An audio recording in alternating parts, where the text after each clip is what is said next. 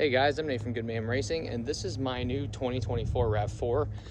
To give you some background, the Lexus GX that I was driving, it was a cool car and I wanted to off-road with it a lot, but in all reality, because of the race truck over there, that didn't happen. So at that point, it didn't monetarily make sense to keep.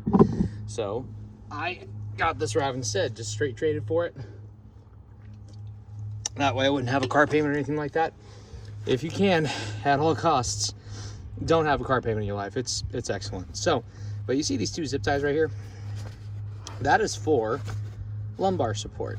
You see this bag of air right here? This is a way for you to add a little bit of pressure for your back, and it's air powered. So it physically inflates and deflates to your preference. This is a Corbeau racing seat lumbar support. I added Velcro on the back of it. This is the one out of the race truck, but I also add it to my OEM cars if they do not come with lumbar support. The Rav has lumbar on the left. It's Toyota's mechanical setup, and this is air, just like the Corbeau I showed you. So it's got a hard plastic plate.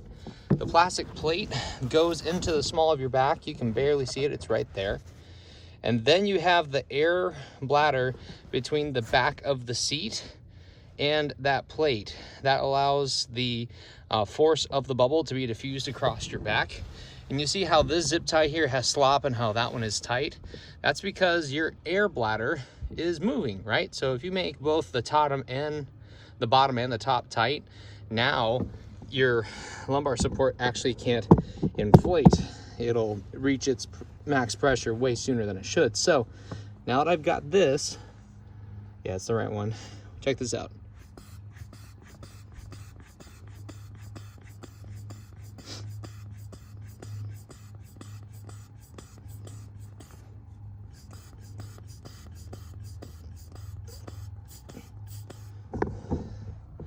Now you can see that bladder has inflated, and you can add a little bit more pressure to it. But yeah, that helps you with your back support. I will let you see what it looks like from the front. So whenever you're inside your car, you can have the this little thing sticking out on the bottom next to your seat belt. And check it out.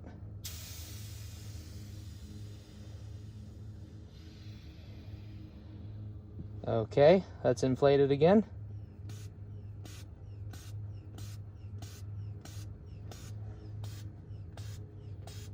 You can see this front right here starting to pooch out ever so slightly. And it's already moved about an inch to the front, and it put that force nice and even across your lumbar right there. So that is an excellent modification to any OEM car if you need help with your back. It's also good for your race cars. Let me show you how I do it with my NecksGen seats. Instead of having that cool bladder though, well, not bladder, but that cover, I just do this thing straight because, I mean, this is what that plastic backing looks like. This is what touches the front of the seat. This goes behind it, and then you mount it. That plastic doesn't work on a setup like a race car. So, it's so dirty. You see this line right here? That's where this Velcroed up to, like that. Okay.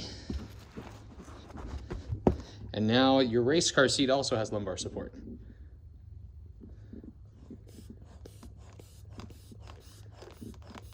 Hear that stretch?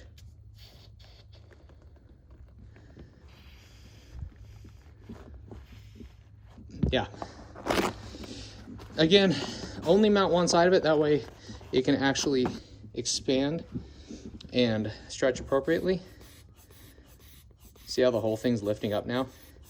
If you had both the bottom and the top pinched, it wouldn't go anywhere.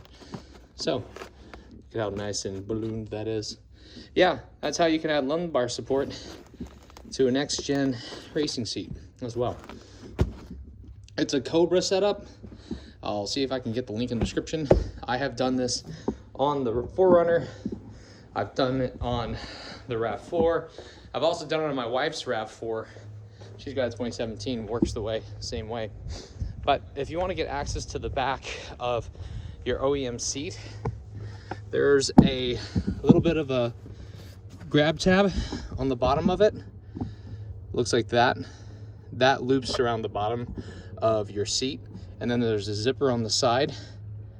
You just unzip it after you release that bottom clasp, and whammo, you got access to the back of the seat. So yeah, that's how you add lumbar support to an OEM car, and shoot, even a race car. I'm Nate from Good Mayhem Racing. I will see you out in the desert, if not my garage. Like and subscribe for more.